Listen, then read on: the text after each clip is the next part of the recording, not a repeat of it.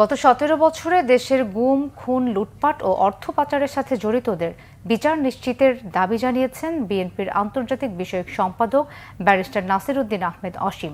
আর BNP নেতা engineer Ishraq হোসেনের অভিযোগ, গণহত্যাকারী ফ্যাসিস্ট হাসিনার বিন্দুমাত্র অনুশোচনা না করে উল্টো সে ভারতে বসে আরও হত্যার নির্দেশ দিচ্ছে। বুধবার ধানমন্ডি থানা বিএনপির কর্মশালায় এসব কথা বলেন তারা। শুভ মাহফুজের রিপোর্ট। বুধবার রাজধানীর ঝিকাতলায় রাষ্ট্রকাঠামো মেরামতের ৩১ দফা নিয়ে কর্মশালার আয়োজন করে ধানমন্ডি থানা বিএনপি। এই কর্মশালায় ৩১ দফা পাঠ করেন বিএনপির আন্তর্জাতিক বিষয়ক কমিটির সদস্য ইঞ্জিনিয়ার ইশরাক হোসেন। আর ৩১ দফা বিশ্লেষণ করেন বিএনপির ভারপ্রাপ্ত চেয়ারম্যানের উপদেষ্টা মণ্ডলীর সদস্য মাহাদি আমিন। এ সময় ইঞ্জিনিয়ার ইশরাক হোসেন বলেন, গণহত্যাকারী আওয়ামী লীগকে বাংলাদেশে আর রাজনীতি করতে দেওয়া হবে না। আর যারা সংস্কারের কথা বলছেন তাদেরকে বিএনপির ৩১ দফা পড়ার আহ্বান জানান ঢাকা মহানগর দক্ষিণ বিএনপির আহ্বায়ক রফিকুল আলম মজনু।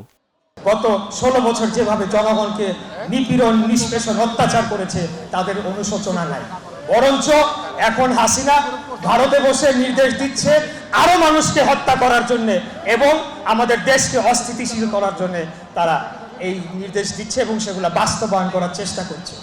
তো আমি শুধু আপনাদের মাঝে এতটুকু বলতে চাই যে একজন তরুণ প্রজন্মের প্রতিনিধি হিসাবে যে কোনোভাবে এই আওয়ামী লীগ এবং এই ফ্যাসিস্টদেরকে বাংলাদেশে আর কোনোদিন আমরা কোনোদিনও জীবন থাকতে পুনর্বাসন হতে দিব না, মরে গেলেও আমরা পুনর্বাসন হতে দিব না, সেটা কোনোভাবেই হবে না।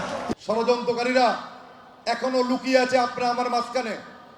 ষড়যন্ত্রকারীরা এখনো বাংলাদেশের বিভিন্ন আনাচে কানাচে বিভিন্ন প্রতিষ্ঠানে তারা লুকিয়ে আছে, সুযোগ পেলে তারা মাথা চারা দিয়ে উঠবে। সুতরাং আমাদের ঐক্যবদ্ধ হতে হবে যতদিন এই গণতান্ত্রিক সরকার প্রতিষ্ঠা করতে না পারবো।